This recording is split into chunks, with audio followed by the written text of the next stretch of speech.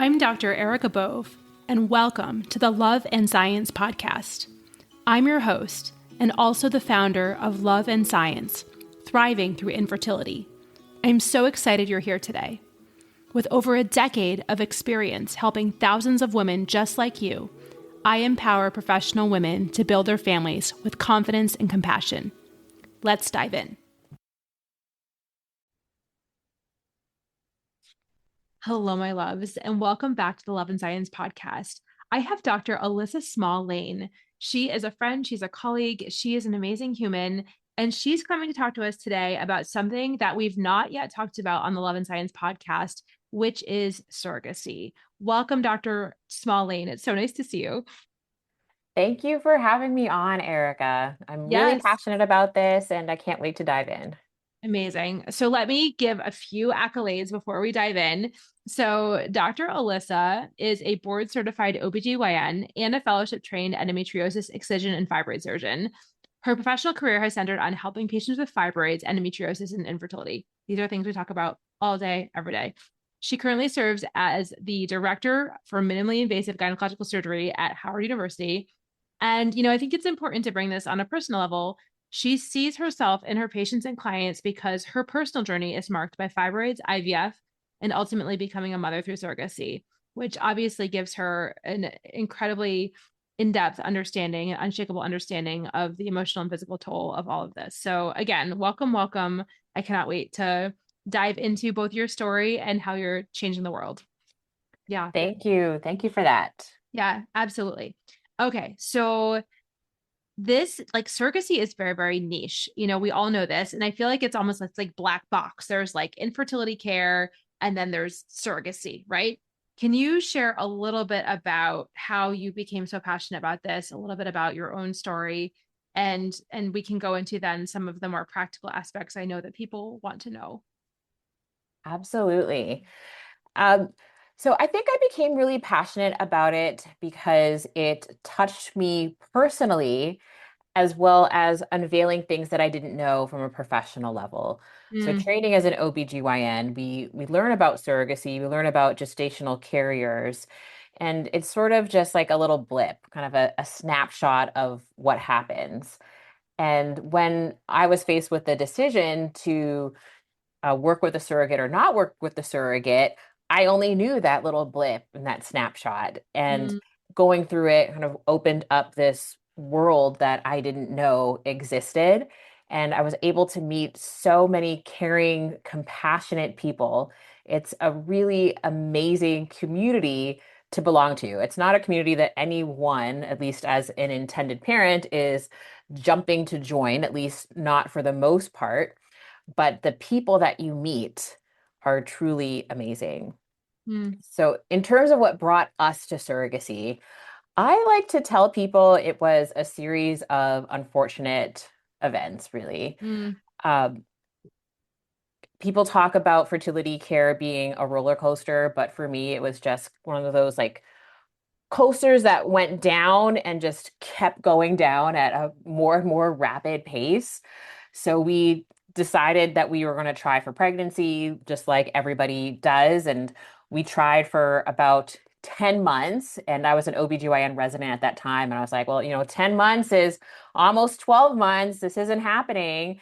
And I was in the fertility office, like, 12 months and 2 days mm, exactly, looking to mm, get things started. Like, well, we're going to need some extra help. Let's get going.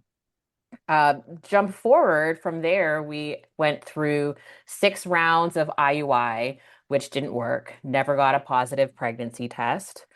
One of them was kind of really soul crushing because we had 4 eggs develop at once. And we had one of those conversations that you've probably had with lots of your patients, Dr. Bo, about whether yeah, or not we should go forward with the IUI because you yeah. risk having multiples. It could be twins, it could be triplets, it could be quadruplets. And we made the hard decision to move forward. But again, didn't become pregnant. And it was really crushing because we were like, we had 4 chances in Mm, this one cycle, and not one of them took. We mm, then went on to IVF. We had an early miscarriage. I know a lot of people feel certain ways when someone says, at least you could get pregnant.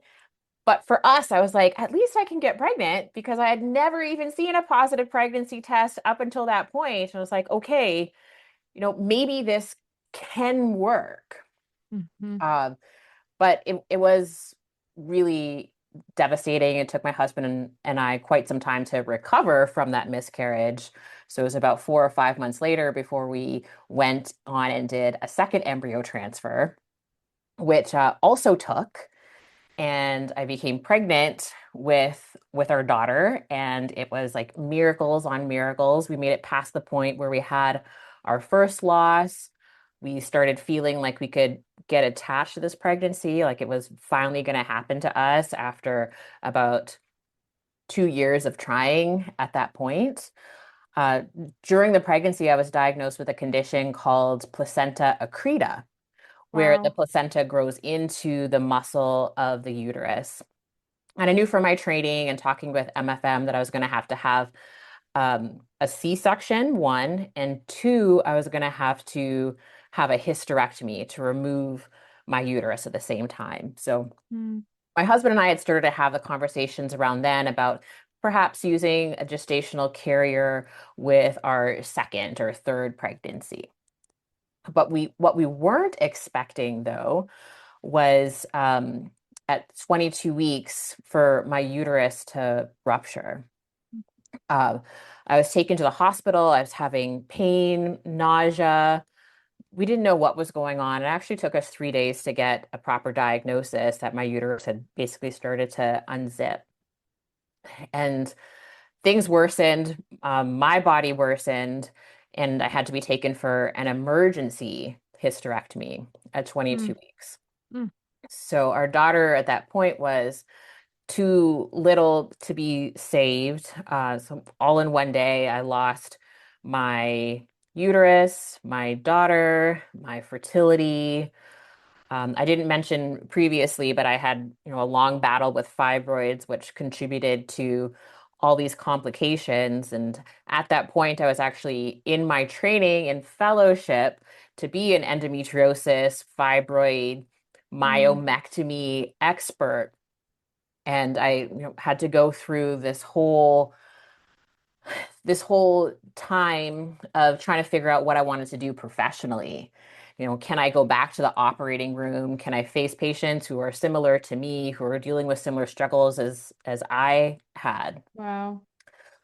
So it was a super heavy time in our lives, and we really leaned on each other. We leaned on our faith in God, went to therapy, couples therapy, grief counseling, you name it, to really try to process what had happened and figure out how to move forward and what moving forward would look like. Yeah. Once we had collected ourselves and, thought about what we wanted for the future, we still felt like we wanted to be parents. And we also still had embryos from having done IVF. So maybe we would have made different decisions if we didn't have embryos, but you're faced with these little embryos and you're faced with the decision of what to do with them. So we could either discard them, we could donate them to another family, or we can donate them to science, or option D was to find a gestational carrier and see if our embryos could grow into our baby. Mm. So that was really what sparked our true surrogacy journey at that point. We're like, well, let's go ahead and try. Let's do everything that we can to become the parents that we know we can be in our hearts. Yeah. Thank you so much for sharing that. And I mean, as you were telling the story, I just like imagine myself as a trainee in the ERs, like being a patient. It's like such a vulnerable time in general. And Mhm. then to be in the field and have people not know what's going on, but to know intellectually what this means, but then to feel it like on a soul crushing level as well, and then to be like, and then can I go back and do this work? I mean, I just want to Mhm. call out that it is such a common thing that we don't talk enough about as OBGYNs, of like when our work is so like in this heavy like part of what's going on with us, it can be really, really hard to know what to do. And some people, I mean, for some people, it's the OB side of things, and they say, well, I'm not going to do OB. I'm going to do GYN only if their jobs allow it. But in your situation, it was more like, I don't know about the GYN because those people are like me, and that brings up a lot. And like, it's just like, it's almost like there's no safe space that doesn't bring up a lot, right? So how did you and your husband like come remember who you were, connect with your faith, connect with other people, go to therapy, get clear about what you wanted so that you could navigate a pathway forward, you know? And you're still working, so clearly you worked out that part of it too. But I mean, it just, I don't know, the whole thing, like it's just so profound, the many different levels at which you were challenged, and then how you then said, okay, like this is how we can move forward given all those things.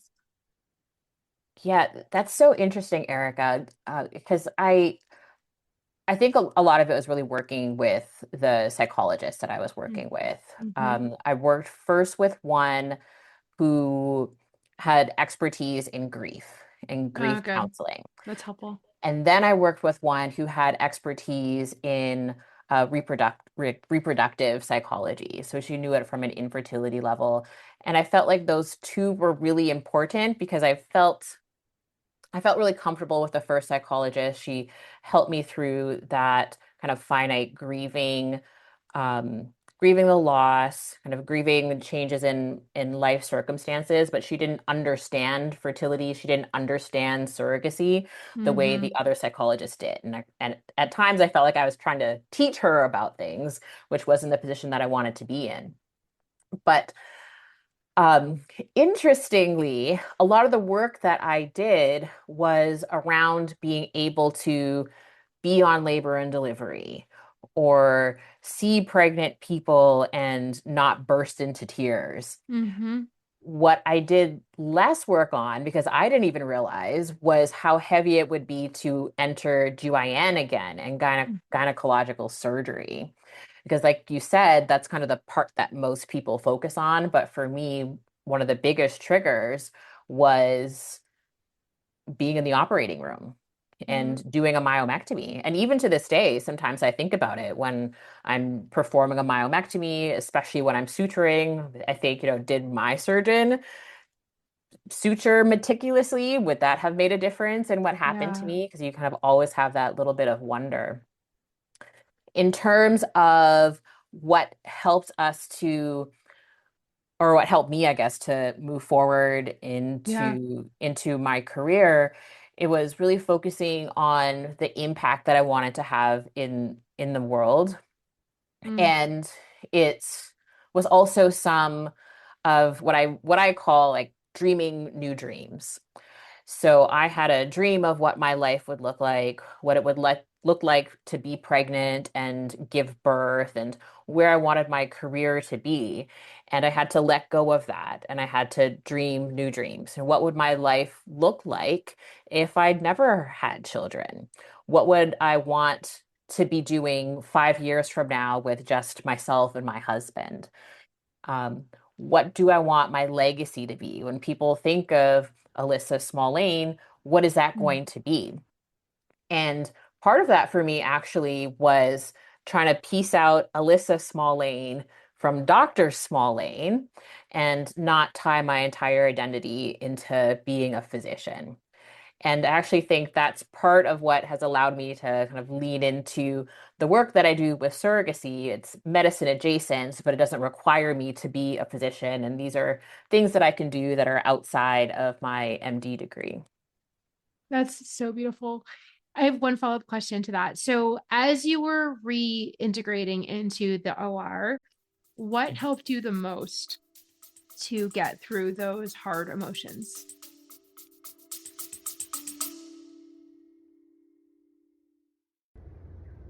Hello, my loves. I am so excited to share this news with you. If you are a female physician navigating the fertility journey and you want a structured, evidence based plan, I have created a free resource for you. It's called the Physician Fertility Roadmap. I have created a guide to help you optimize your chances of pregnancy and a successful outcome over the next 6 to 12 months. Check out the link in the show notes. Love you. Bye. Um, I think what helped me the most was being able to focus on quality care and outcomes. Mm, That I can be the surgeon to get the best outcome for my patients. yeah, If I do a great surgery, I can change her life and I can change the trajectory of her life. So, kind yeah, of really focusing on that end goal and being able to take pride in my work and pride in the outcomes of my patients is kind of what's driven me forward. yeah. That's so beautiful. Okay, well, that context really helps us as we start to talk about what you've done with Junie and the your legacy and surrogacy and all of that. Can you tell us a little bit more about how you navigated that process for yourself and how you've turned that into resources for other people? Yes. So, when we started researching surrogacy, we were at first shocked by the cost of it all. And this was in 2018, 2019. So at that time, we were seeing a full cost of a surrogacy journey could be up to $200,000. Mhm. And now that's probably an average amount. And as I said, I was a trainee, and not everybody knows, but medical trainees make less than minimum wage. And there is no way on this green earth that we could afford $200,000 to do surrogacy. So I started researching and Googling and talking to people, talking to doctors and lawyers, just any little scraps of information that we could get on one, how to do surrogacy, two, how to do it the right way, and three, how to do it at a significantly lower cost. Right. And what we found out was that there's this thing called independent surrogacy. So doing surrogacy without a surrogacy agency. And it's kind of like getting married and not having a wedding planner, because a wedding planner is that person who's going to help you to organize everything from beginning to end and be that project manager throughout your entire wedding planning experience right up until the big day, which is similar to what a surrogacy agency is going to do. I had a wedding planner for our wedding, and she was worth every single penny. And many people will say that a surrogacy agency is worth their weight in gold, but it's not something that you have to do. It's not a legal requirement. And independent surrogacy follows the exact same checks and balances and psychologists and fertility doctors and lawyers and contracts as agency managed surrogacy. So given that we didn't need an agency and I had a strong background in medicine, OBGYN specifically, I spent years inside the fertility office, and I'm very much type A. We knew that we could do surrogacy without having a third party manager. So we were able to match with a surrogate using an online surrogacy group. And we are lucky enough to match with somebody who was an experienced surrogate, meaning that she had carried somebody else's pregnancy before. She had actually been a surrogate twice before. So she also knew the ropes. And we were able to make our way quite quickly through the different steps. What I found going through the process is that there is not a lot of information or guidance available for people doing independent surrogacy because it's Mm, very much focused on agencies. Agencies manage about 60% of surrogacy arrangements, so it's definitely the past most followed. And most of the information that you find online leads back to agency websites naturally because they have marketing budgets and mm, they are they are there to try to help people who are trying to go through surrogacy. So it makes sense. But there wasn't kind of one place to go if you wanted to do independent surrogacy or even to figure out what the benefits of independent versus agency surrogacy are. So as I was going through and I was kind of flabbergasted by this, and I created all these notes. As I said, type A, so it was 200 pages in a Google wow. Doc about how to do surrogacy the right way and how to do surrogacy on a budget, cost saving tips, Mm, pitfalls to watch out for, red flags, lists of escrow agencies, lists of lawyers in different states that you could work with. And I had compiled all of this information as I was going along. Some of them were tips that I used, some of them were tips that I didn't use. We didn't have the lowest cost surrogacy journey of all, but ours was quite low cost, definitely by today's standards. So all in all, we paid about $74,000 for our surrogate compensation, medical expenses, lawyer contract, screening, everything mm, all together, which was a fraction of what we would have expected to be able to pay. And I just felt like other people should know that information. mm. So then I started a blog, and then I started an online course, and then a podcast. And I had vowed to write a book with all this information that I have. And my husband is a software engineer, and you can't get a software engineer to use pen and paper, let alone like read a book with pages. And he really pushed me to do something that is more technologically advanced. And we ended up creating an app and a startup, which is all digital to help people through surrogacy, especially designed for people doing independent surrogacy, but also supporting people doing agency surrogacy. And when I say people, it's both intended parents as well as surrogates. That is so beautiful. It's a That is long so, so story beautiful. long. No, that is amazing. Did you, when you like, at what point did you say, "Huh, I wonder if this would?" I mean, I'm wondering, like, was it after all 200 pages were amassed, or was there some point in which you're like, "Huh, I wonder if this could help somebody someday?" It was during. Yeah, yeah. Because I would be in online groups and people would ask questions about something that I had researched 2 weeks prior, and then I would drop that information in there. And then, 2 weeks after that, the same question would come up Mm, because in a lot of the groups, there isn't a great yeah. way to be able to search through. And definitely, like Google searches don't bring up all the information that you need. Some of it's outdated. Sometimes it's a blog that someone is no longer using anymore. So I kept seeing the same questions come up over and over again. Like, we really need a place to house all of this. That's amazing. That's so great. So tell us the name of your app. Our app is called Bloombridge.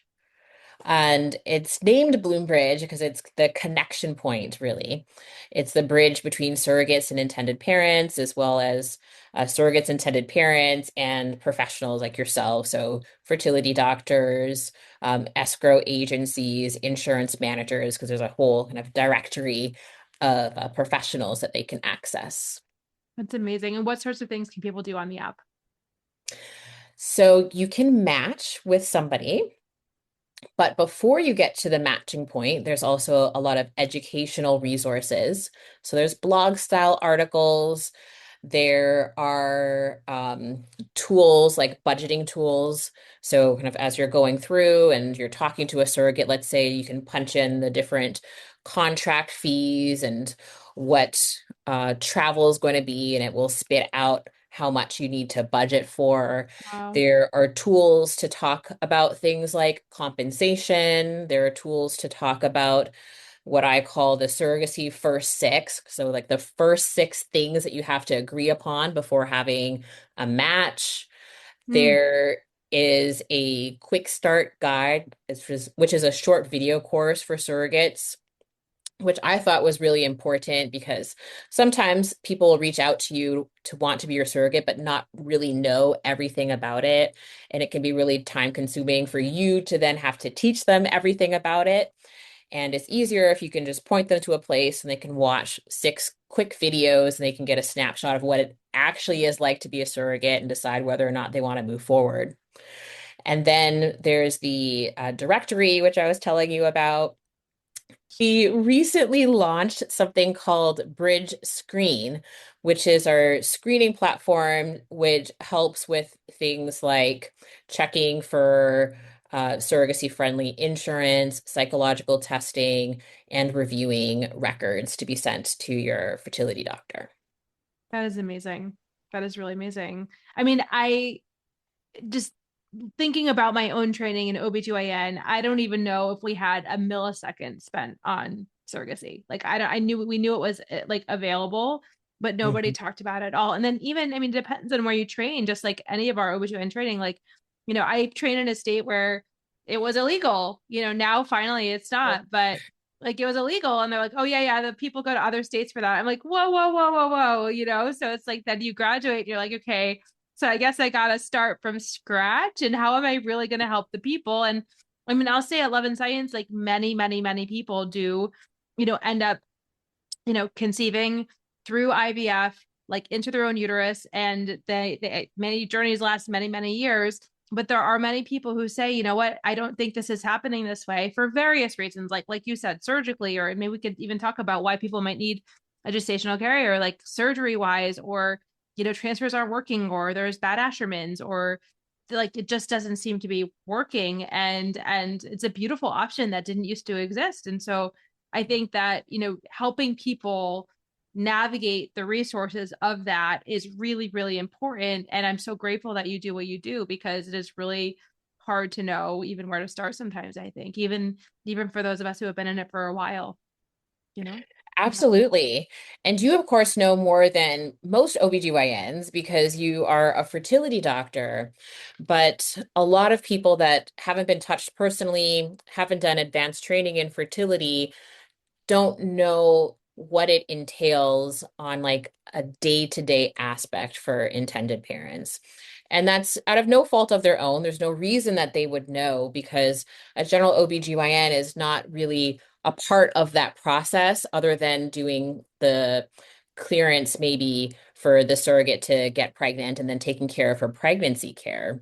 Right. But the problem with that is that sometimes as OBGYNs, we suggest things to people and not fully understanding what the impact is.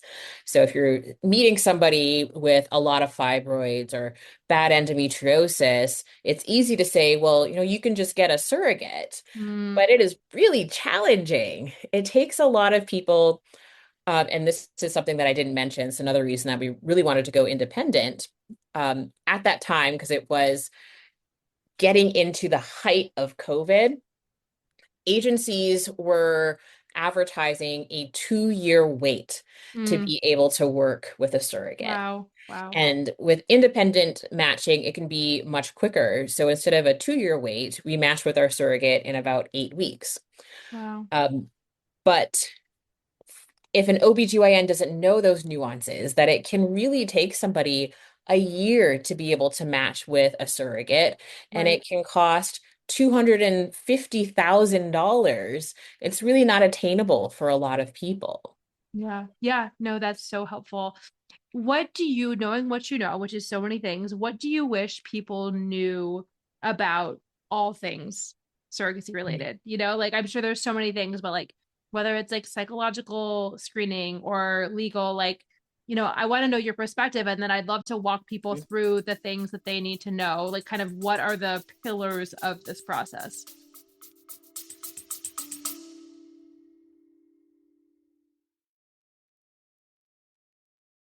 If you're listening right now and finding yourself nodding along, this is usually the moment people realize that they want support that's specific to them. In addition to this podcast, I offer one on one fertility consults where we look at your full picture with both strategy and compassion. You can learn more in the show notes. Now, let's get back to the conversation.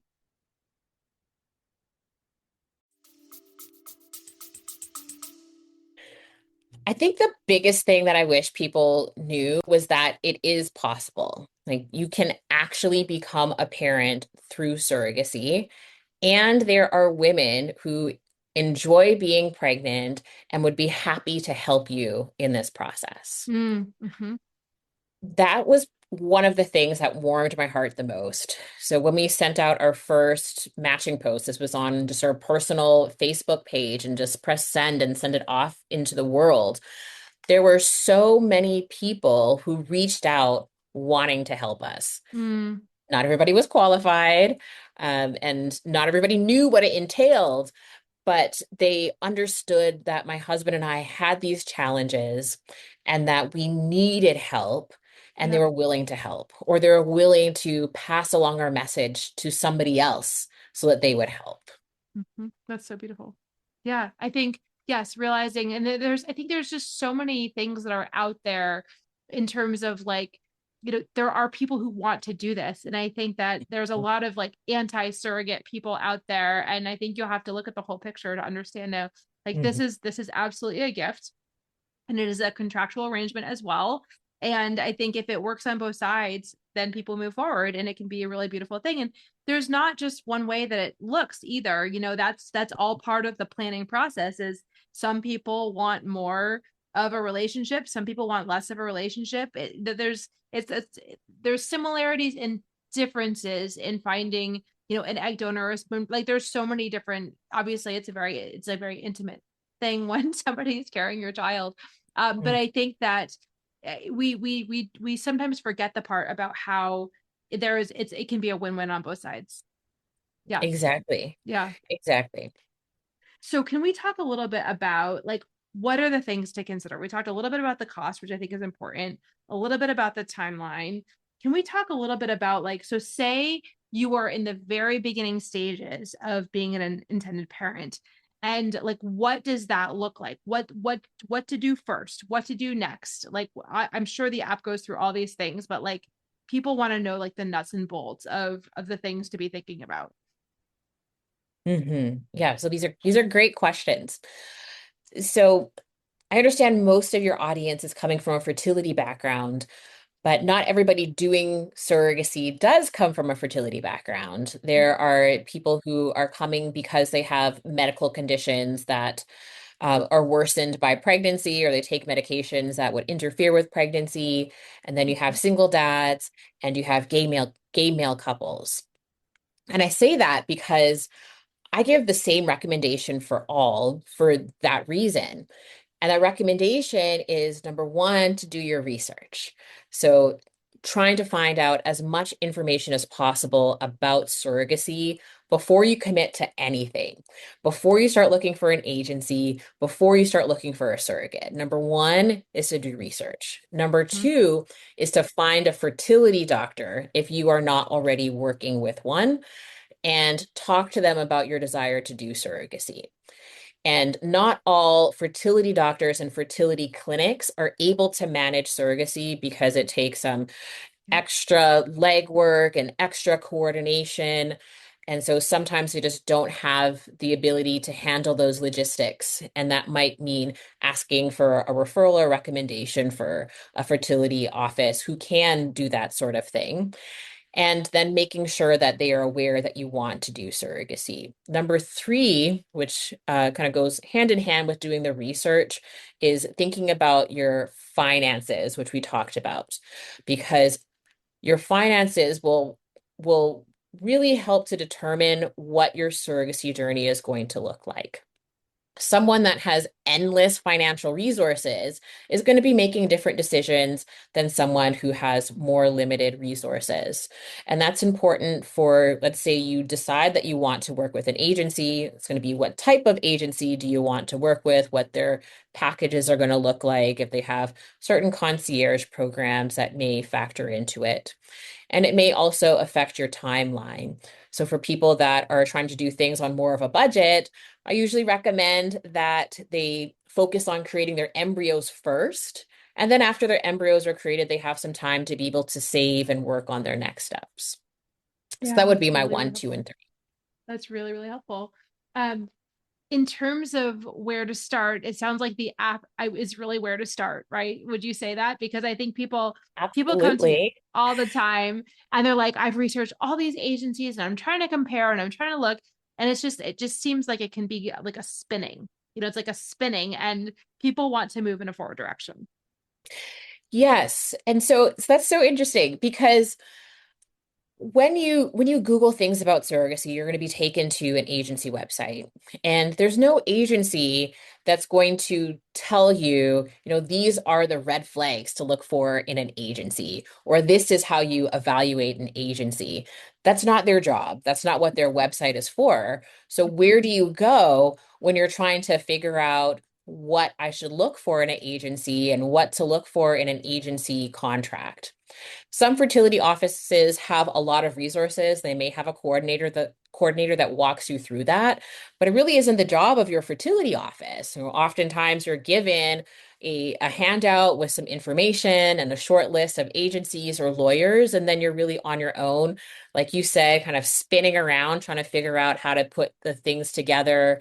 You're calling different agencies, you're doing your interviews, and everybody sounds great and they sound like they're going to help you, but how do you know exactly what questions to ask and what questions not to ask? And it can be very overwhelming if you don't kind of have a strategy going into it. Yeah, no, and I've seen that time and time again. There's so many steps and so many. It's kind of like the fertility journey during IVF. It's like hurry up and wait. You like hurry, hurry, hurry, and you Oh, get yeah. this stuff done, and then it's like this tremendous waiting time. And I mean, my experience for people who have chosen a surrogate is that there's a relief that comes, and like you said, it's usually often an evolution of like, okay, this maybe was my vision for my life, and it's not happening for these different reasons, and this is available, and so we're moving forward. But I think that most people are like, okay, finally, this is out of my hands. Like, I mean, it's in our hands and it's out of our hands in terms of there's certain things we can control and not control, but there's so many people I work with who are just like in the fertility clinics day in and day out. Their bodies are not doing what they want them to do, and I think there's a certain level of like failure that happens. I try to not use that word, but I think it's we have to say there is a soul who's meant to be yours, and they are going to come through in a certain way. And for many people, it is to have surrogacy as a part of their journey, and it's like absolutely so beautiful. And so I think we have to remember that it's the big picture, and that there are also some positives about having a gestational carrier surrogate to be able to move on forward. I think again we forget we don't emphasize the positive, and there can be a lot of positives to choosing this journey. Yeah. There can be. We are in the midst of a second journey. So we Mm, are speaking with surrogates, and one of them asked us what's something that we liked about our first journey. And I said that I liked that our first surrogate was really optimistic. And that's another thing that I wasn't expecting. For us, we went into surrogacy from a history of loss and trauma. So there's a lot of anxiety and nervousness and trepidation. And then you have this surrogate who has only had normal, easy pregnancies, because by definition, surrogates have had normal, easy pregnancies and everything has worked out for them. And so they have a totally different outlook on this whole situation where they are excited and hopeful about every step. And mm-hmm. eventually, not right away, but eventually, I think maybe around 16 weeks or so, we were really able to lean into that energy, that optimism that she always had that things are going to work out. And that was really heartwarming. That's beautiful. Is there anything else from your perspective that you would say worked? Again, everybody's different, but worked for you in your journey in terms of there's all this coordination, right? Between so there's the person like the gestational carrier who's going into the fertility office, having the procedures done. There's the REI, there's the OBGYN, there's the intended parents, there's the contracts. Like, what do you find is obviously it's very many levels of communication, and sometimes people don't exactly know how to navigate that sometimes. Was there anything that helped you with that, with all those complexities that you might pass along for our listeners? Good communication is really important. Yeah.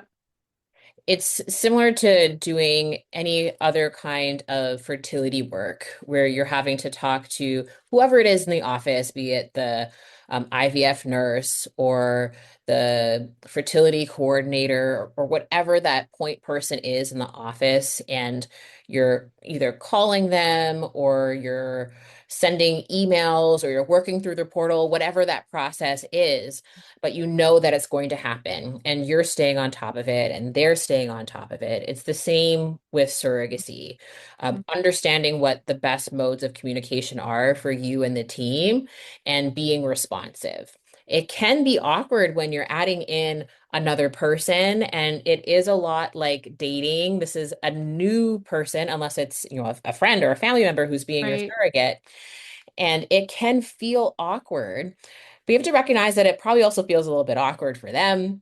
And sometimes you just have to lay things out. Do you want to talk about things that are outside of surrogacy in the pregnancy? Do you want to talk Mm, about things in your life? How many times a week do you want to chat? Or maybe you don't want to chat and you just want to send text messages back and forth whenever you're thinking about each other. You just have to mm. figure out a rhythm that works well. That's really interesting. Yeah, it's really, really interesting. And I mean, the truth is, like, if you have a good attorney too, a lot of this is spelled out in the contracts ahead of time too, in terms of like, are you on the same page? Like, what happens if there is a complication, or what happens in these scenarios? Like, a good attorney will work through a lot of that and also specify like the chain of command for communication and all those sorts of things as well. So I think sometimes, you Yeah. know, a good clear contract is really important. So that is definitely talked about at during the contract phase and solidified in the documentation in a really formal way. And another chance to discuss it is actually during the psychological evaluations or testing. I wish I had another name because it's really just like a Coffee chat. chat with a psychologist.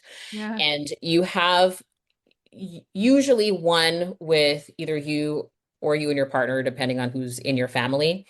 And then the surrogate has one by herself and with her partner if she has one. And then the two parties have one together. And during that joint discussion, you talk about things like communication, how often you want to communicate, what that's going to look like, what your relationship will be during the journey as well as after the journey. And that part comes before you do your contracts. Yes. And then in your contracts, you really have that solidified. Yeah, that's wonderful. And I think you're right. It's like dating. If it feels like a good match, then you keep moving forward. And if there's like something that feels off or a red flag, like you will find your person. Like it's gonna happen. Yeah, that's Mhm. wonderful. Are there any misconceptions about surrogacy that you'd like to call out? There are many misconceptions about surrogacy. And I think that's because of how surrogacy is portrayed in the media. It always seems to have this antagonistic relationship between the intended parents and the surrogate, and there's a lot of kind of common themes that play out. One of them is that the surrogate's going to take the baby and run, Mm, and that just doesn't happen because the surrogate already has children of her own. So that's one misconception. They do have to have carried a pregnancy and be parenting to qualify to be a surrogate. And any surrogate will tell you that she does not want more children. She does not want your child. She's babysitting a child for you. What she really wants is to see you become a parent. But there's a mm-hmm. lot of fear that intended parents can have going into it that the surrogate is going to take their baby. And she's not. They don't. They don't want to do that. And then there's some other misconceptions about what a surrogacy relationship will look like from the intended parent side, such as the surrogate coming and living with you. And there are a lot of people that kind of romanticize what that would look like. The surrogate's going to live with us and we're going to do everything together, and she's going to deliver at this hospital close to where I live. But you have to remember that she has her whole family, she has her kids, she has her life where she is, and all of that still has to continue. And it's very unusual for a surrogate to uproot herself from that life and come and live with you. Other misconceptions that are out there are that surrogacy is illegal, which it is not. It is legal in almost every state here in the US. And it uses legal contracts to protect parentage rights, to protect intended parents, as well as to protect surrogates.